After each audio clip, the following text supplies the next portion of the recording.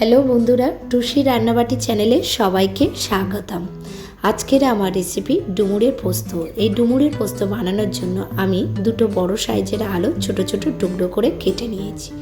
এখানে আমি এক বাটি ডুমুর আগে থেকে কেটে ওর ভিতর থেকে বীজগুলো ভালো করে পরিষ্কার করে রেখে দিয়েছিলাম। একটা কড়াইয়ে আমি 2 টেবিল চামচ তেল আমি দিয়ে দিলাম। এখানে আমি সর্ষের তেল ব্যবহার করেছি। এবার কেটে রাখা আলুগুলো আমি ওই কড়াইয়ের মধ্যে দিয়ে দিলাম। এখানে আমি 1 টেবিল চামচ লবণ দিয়ে দিলাম। দিয়ে আলুগুলো একটু লাল লাল করে ভেজে নিলাম। আলু ভাজা আমার হয়ে গেছে। এই আলুগুলো আমি তুলে নেব।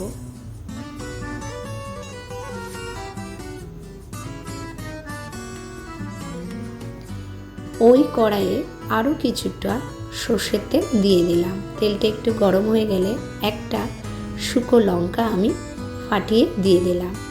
একটা তেজপাতা আমি ফাটিয়ে দিয়ে দিলাম। এখানে আগে থেকে কেটে রাখা ডুমুরগুলো আমি দিয়ে দিলাম। এখানে আমি 1 টেবিল চামচ লবণ দিয়ে দিলাম। 1 টেবিল চামচ হলুদের গুঁড়ো দিয়ে দিলাম। দিয়ে ডুমুরগুলো একটু ভালোভাবে আমি কষে নিচ্ছি। এখানে আগে থেকে ভেজে রাখা আলুগুলো দিয়ে দিলাম।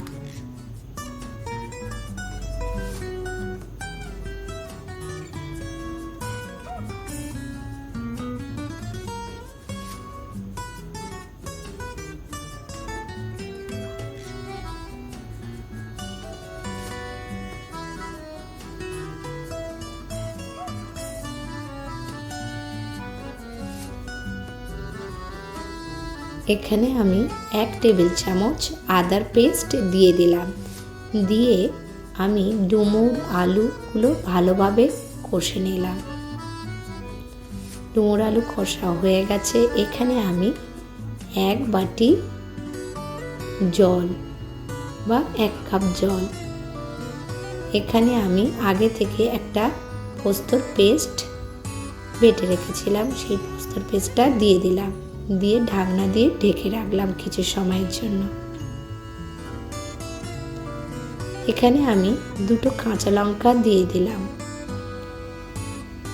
1 টেবিল চামচ ভাজা জিরের গুঁড়ো দিয়ে দিলাম। এখানে 1 টেবিল চামচ আমি চিনি দিলাম। যেহেতু এটা নিরামিষ রান্না, সেই কারণে আমি এখানে চিনি দিয়েছি।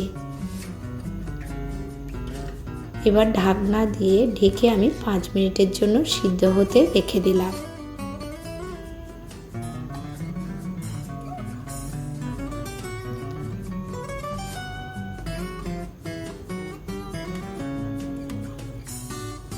আমার ডুমুরগুলো এবং আলুগুলো প্রায় সিদ্ধ হয়ে গেছে এবং ডুমুরের পোস্ত তৈরি হয়ে গেছে। আমি একটা প্লেটে সার্ভ করে দেবো। ভিডিওটা ভালো লাগলে একটা লাইক এবং সাবস্ক্রাইব করে দেবেন।